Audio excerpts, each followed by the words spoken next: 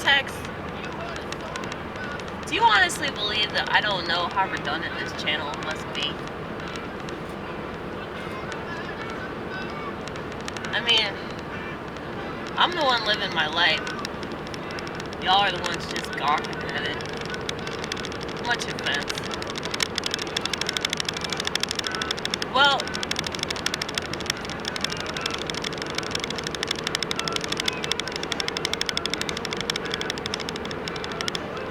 I hate how if I complain about anything, I just sound like I'm whining.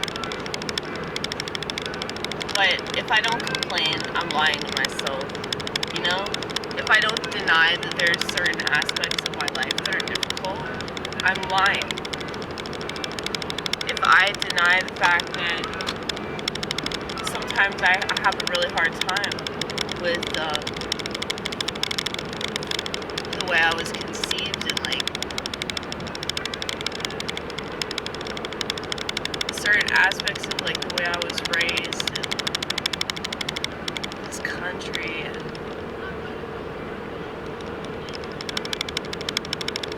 just the mass consumerism that I see on a regular basis that I think is the sole contributor to America's demise. But, you know, I understand how I look to people. I understand how this comes across.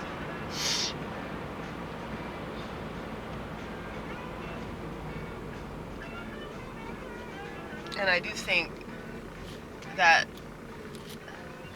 yeah, when you spend a lot of time by yourself,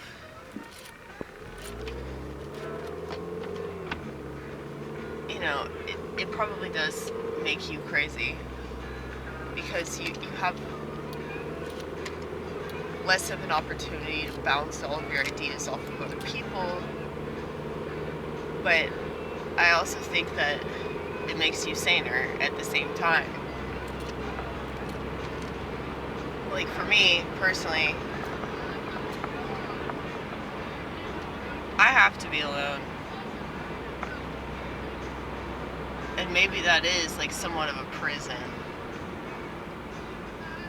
I acknowledge that.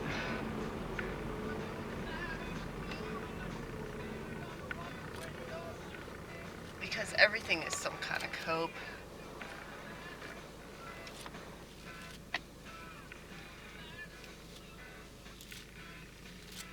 Everything's some kind of cope. Like right now I'm coping because my hair. I'm coping because I said I was going to wash Jesus' feet with my hair, and now I'm regretting making that statement because I have to brush my hair and it looks like shit. And self-care is not my forte. That's why I never felt like a female. At least not a modern one.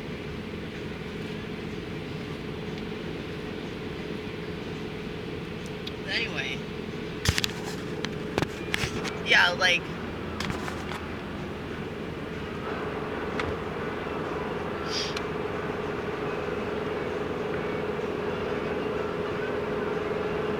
I had a really good therapist a long time ago who was like, there's no way that you could have borderline personality disorder because you're so inquisitive about yourself.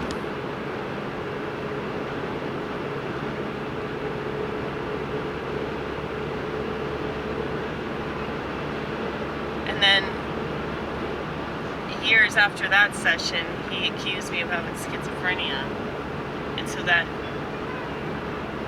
forced me to look more into it. And then I saw there's this personality disorder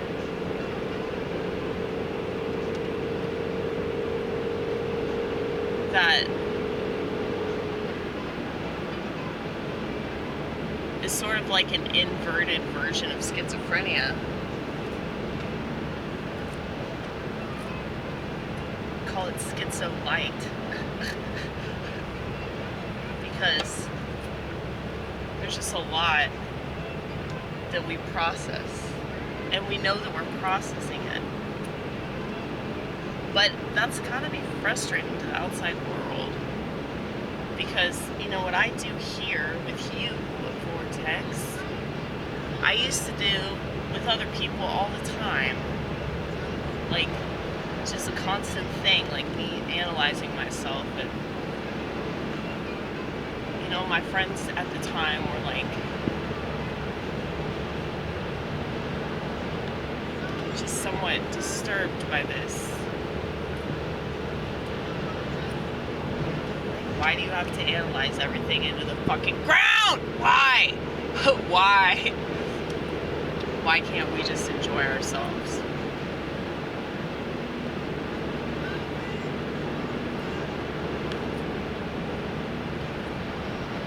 I mean, it's an easy thing to make fun of, and when most people in the world really don't analyze things until they absolutely have to, mainly because their life is inconvenient, or, like, really though, most people don't do that until they're in pain, or until they're uncomfortable, or until things around them are so bad that they have to ask a question and go, is this really what it is?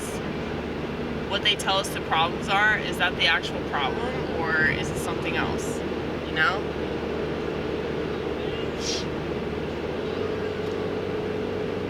Well, I guess me, like, always knowing that people are lying no matter what, that sounds really cynical. That sounds like a really dark place to be at, but that's where we've always lived, honey.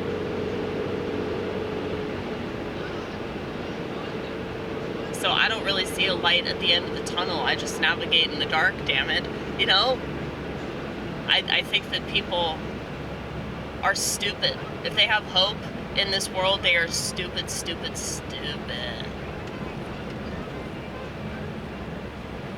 But I don't think I'm superior to them, no matter how haughty I sound.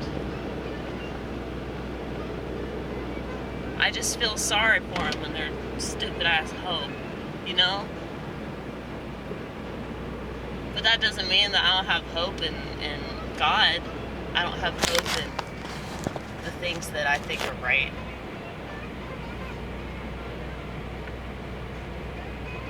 It's very possible to hold those two realities at the same time. It's just very few people can do that, you know? And I think that's why reality itself is so easy to control, and why people are so gullible, and they've always been so gullible, and they've always just gone along with society. See smartphones, okay?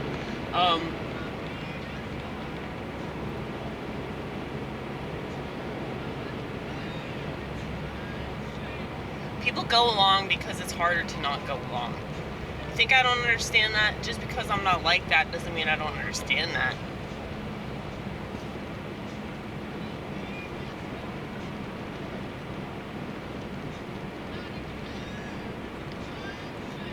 If my existence proves anything, and I think it proves a lot of things, but the main thing I hope that it proves is that you have choices, and you have a choice in how you look at things. And oftentimes we don't know the reason for things. We think we do, but we don't. And we're wrong, and we're egotistical. And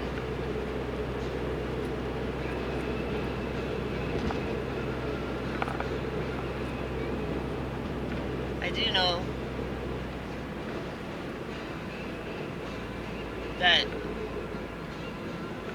there are certain things I've been able to figure out, and other things I haven't. But it's worth it. It's worth the endeavor. And when you feel like you've discovered the truth, or you do understand the reason why something happened, it's like, it just makes sense out of a lot of stuff. But especially pain and discomfort and frustration and all that shit.